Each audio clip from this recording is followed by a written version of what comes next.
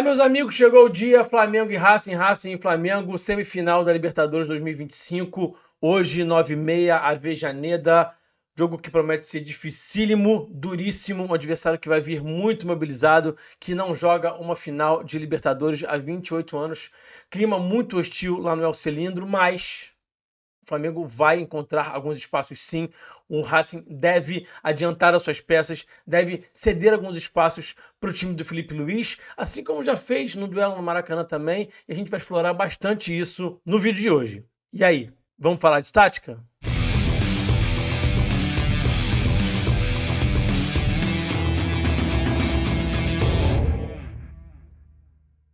Meus amigos e minhas amigas, sejam todos muito bem-vindos a mais um vídeo aqui no canal falando de tática. Antes da gente entrar na parte tática e especificamente nesses espaços que podem aparecer para o Flamengo nesse duelo de hoje, tá? Eu quero fazer um pequeno disclaimer, como se diz aí hoje em dia, né? Gente, vamos lá. Eu tenho visto muitos comentários aqui nos vídeos, às vezes também nas redes sociais, muita gente falando assim: esse jogo não se ganha com tática, esse jogo se ganha com o mental. Vai ser um jogo muito físico, esquece a tática. Gente, deixa eu falar uma coisa aqui para vocês. O jogo de futebol ele é composto por 4 dimensões: tática, técnica, física e mental. Todas as 4 estão sempre presentes. Nenhuma delas desaparece porque as outras estão mais presentes. Então, vamos lá. Hoje é um jogo muito mental, de um ambiente muito hostil, de muita pressão da torcida do Racing. O Flamengo vai ter que estar com um mental muito forte. Então, é um jogo sim muito mental. Semifinal de Libertadores, né? Tem muita pressão. É um jogo muito físico sim, bastante, porque o Racing vai tentar impor uma fisicalidade que é característica do seu jogo, da sua forma de jogar. Então é um jogo muito físico, sim. Isso não quer dizer que a tática desaparece do jogo por causa disso. A tática sempre vai estar lá. Todas as dimensões estão sempre lá, tá? Então vamos parar com essa besteira de que não se ganha na tática. Se ganha na tática também. Você não pode abandonar a tática, ela sempre vai estar ali, ok? Então é um jogo sim muito mental, muito físico. A gente não pode nunca deixar de olhar para isso, tá? Um analista de desempenho, um bom analista de desempenho, ele está sempre considerando as outras dimensões. A gente não acha que só se ganha o jogo na tática, tá? Muito ao contrário do que muita gente pensa, que acha que a gente entende que a tática é que resolve tudo. Não, a tática é uma das dimensões. Mas como a gente estudou tática, a gente tem um pouquinho de propriedade para falar sobre isso, é claro que a gente vai dar mais enfoque no que a gente tem mais capacidade de falar. Eu não sou um psicólogo do esporte, eu não sou aqui um coach para falar da parte mental, eu não sou um preparador físico, eu não sou um fisiologista para falar da parte física. Então eu falo do que eu entendo, beleza? Bom, gente, vamos lá. Vamos então começar falando sobre escalações. Os dois times vêm com mudanças ali pontuais e eu quero falar sobre isso com vocês a partir de agora. Vamos então aqui para o nosso campinho. Esse foi o time que o técnico Gustavo Costas levou a campo na semana passada no Maracanã.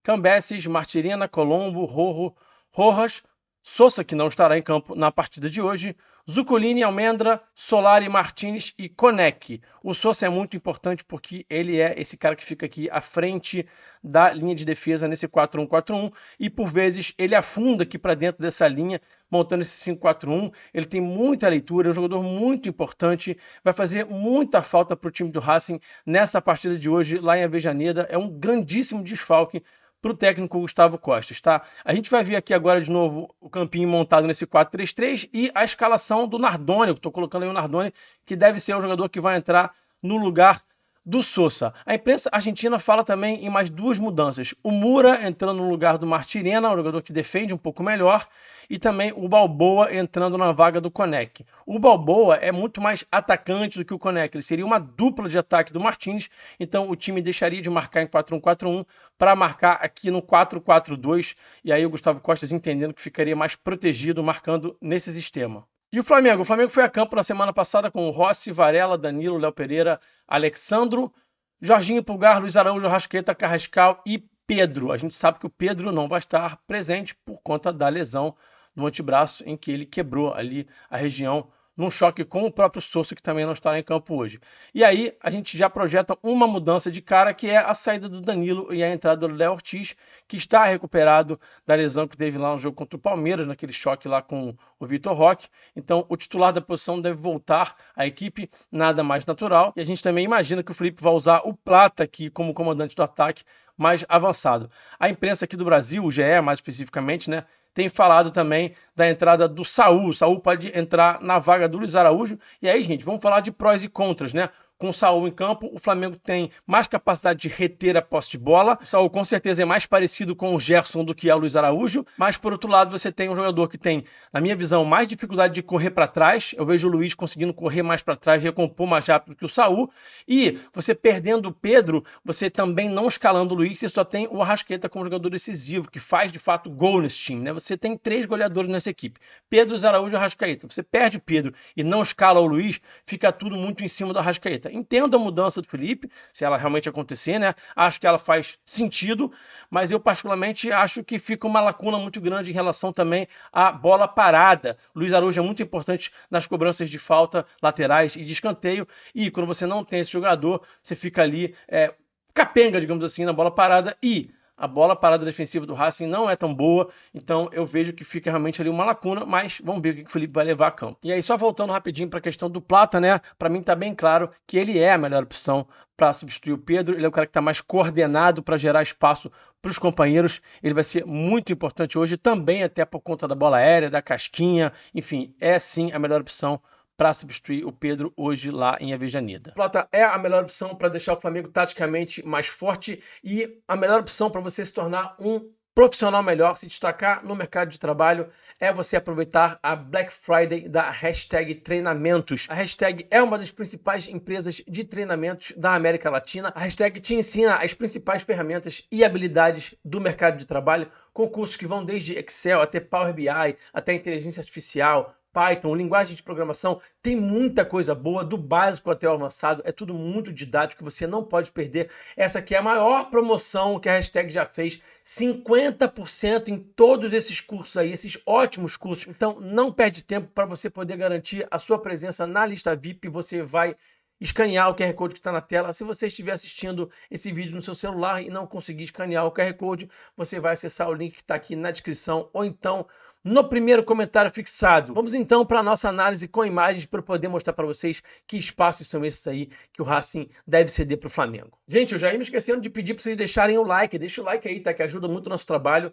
Deixa o like, compartilha, comenta e se puder também hypa, ajuda muito aqui o engajamento e também o crescimento do nosso trabalho independente, tá? Vocês viram que eu também mudei aqui o nosso fundo, coloquei aqui o Galinho, o Zico ao fundo aqui para abençoar essa partida tão importante, para trazer energias positivas. Então o Galinho tá aqui com a gente hoje nessa análise, tá? Vamos então aqui analisar esse Racing que tá aqui numa pressão pós-perda. O River tá tirando essa bola aqui da pressão e a gente está vendo aqui o Racing com 7 jogadores mais avançados, 7 jogadores no campo do River Plate, o Racing adiantando as suas peças, assim como fez no Maracanã também, só que essa pressão ela é feita com muitos atletas, mas não necessariamente ela é tão bem feita assim. Olha aqui o River conseguindo sair dessa pressão através de uma jogada de diagonal longa, vai jogar lá do lado oposto e aqui tem um pivô, a gente vai ver aqui a sequência da jogada, é uma jogada de pivô, não um pivô em força. O jogador aqui do River vai fazer o que Carrascal sabe fazer, o que Arrascaeta sabe fazer, o que Plata também sabe fazer, que é receber essa bola de costas e já escorar para um companheiro jogando de primeira. Então, é uma jogada perfeitamente possível do Flamengo fazer no jogo de hoje. Diagonal longa, lado oposto, algum jogador do Flamengo chega aqui escorando esse passe para trás e aí você vai atacar o espaço, tá?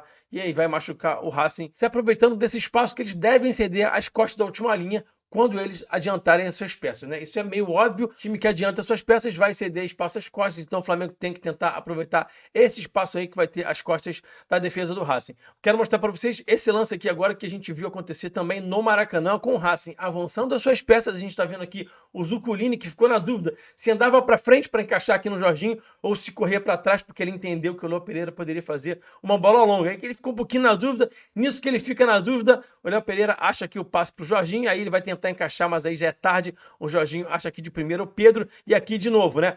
Pivô sem precisar duelar em força. Então o Arrascaeta pode fazer isso aqui, o Carrascal pode fazer isso aqui, o Plata pode fazer isso aqui também, tá? Então não é um pivô que você precisa duelar em força, sustentar ali o duelo, que é o grande diferencial do Pedro em relação aos outros jogadores ali que fazem esse pivô. Então só um toque, encontrou o Luiz Araújo, que vai encontrar o Carrascal. A gente tem esse duelo aqui do Carrascal com o Martirena, que a gente sabe que foi um grande baile, ele brincou, deitou e aí ele já tirou aqui no domínio um drible, e aí uma situação de 3-1. Então o Flamengo pode sim tirar vantagem desse bloco alto do Racing, que deve se apresentar nos primeiros minutos, nos primeiros 15 minutos especialmente, né? O Racing deve subir a pressão, o Flamengo pode sim sair tocando com muita inteligência, com muita capacidade técnica. Esse time é um time que sabe sair jogando muito bem, então pode sim encontrar essa situação aqui de 3-1, como a gente viu acontecer também no Maracanã. Pode acontecer hoje lá no El Cilindro, e aqui o Carrascal fazendo passe para o Arrascaeta, só que ele vai deixar escapar, e aí o Flamengo não conseguiu aproveitar essa chance, tá?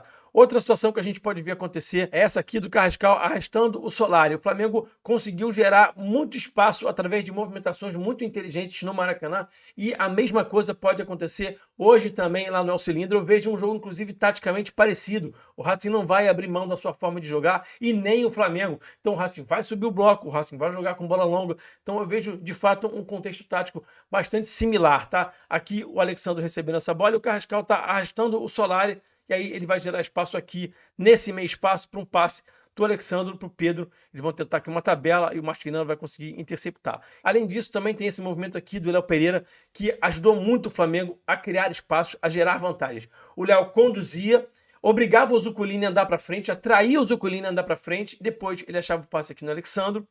E aí, como o Zuculini andou para frente, ele deixou espaço às costas. Então, de novo, meio espaço nas costas do Zuculini, que foi atraído pela condução do Léo Pereira. O Flamengo pode, de novo, nesse jogo de hoje, gerar esse tipo de situação aqui e conseguir esse espaço aqui do meio espaço, que é um espaço que é difícil de você marcar, e o Flamengo conseguiu muita vantagem na quarta-feira passada. Olha só o passe do Alexandre aqui, ó, encontrando o Arrasca, que escorou para o Carrascal. O Flamengo criou uma grande chance ali, pena que o Carrascal chutou essa bola em cima do goleiro Cambeses. Outra jogada que a gente pode ver o Flamengo fazer hoje lá no El Cilindro. Essa jogada aqui de pesar um lado do campo e depois levar a bola para o outro lado, nas costas do Solari, que é um atleta que por vezes dá uma desligada do jogo. A gente viu ele ali perseguindo o Carrascal até o final. Ali ele estava ligado, mas de vez em quando ele desliga o botãozinho ali e dá uma desligada, e aí ele cede espaço às costas. E aí a gente vai ver aqui o Luiz Araújo fazendo essa bola aqui para o Carrascal e deixando de novo o Carrascal numa situação de 1-1 sem cobertura, numa situação de 1-1 sem dobra. Tem espaço aqui às costas do Martirena, ele já está aqui chorando, desesperado, porque ele vai ter que enfrentar o Carrascal,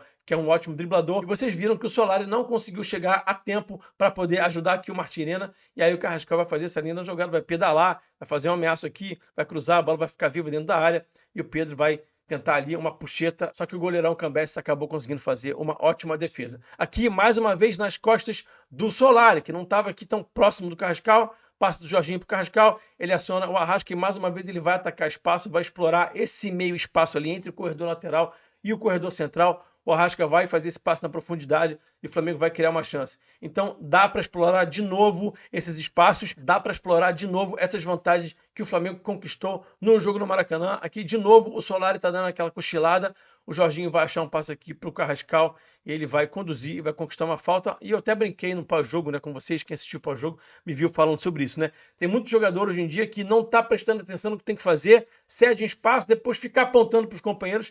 Famoso jogador guarda de trânsito. Ele dá aquela cochilada e depois fica apontando para os companheiros como se os companheiros tivessem que cobrir o espaço que ele deveria estar cobrindo, né? Então, o famoso jogador guarda de trânsito. E aí o Carrascal vai conduzir essa bola aqui pelo corredor central e vai sofrer uma falta. Então, sim, será um jogo difícil, sim, será um jogo duro, mas a gente tem um cenário em que o adversário vai tentar adiantar suas peças e pode ceder alguns espaços. Além disso, a gente vê que taticamente tem algumas brechas para o Flamengo aproveitar. Aproveitou no Maracanã e pode se aproveitar hoje também. Então sim, vai ter espaço e a gente espera que o Flamengo possa explorar todas essas vantagens táticas aí que eu mostrei para vocês nos vídeos. O que você acha que vai acontecer hoje? O Flamengo vai ganhar? De quanto? Vai ser empate? Vai ser nos pênaltis? Deixa aqui o seu palpite nos comentários e também me diz qual que você acha que é a escalação ideal para essa partida de hoje. Mais uma vez, quero agradecer pela audiência de todos. Um bom jogo para todo mundo mais tarde. Um abração e eu fui. Saudações.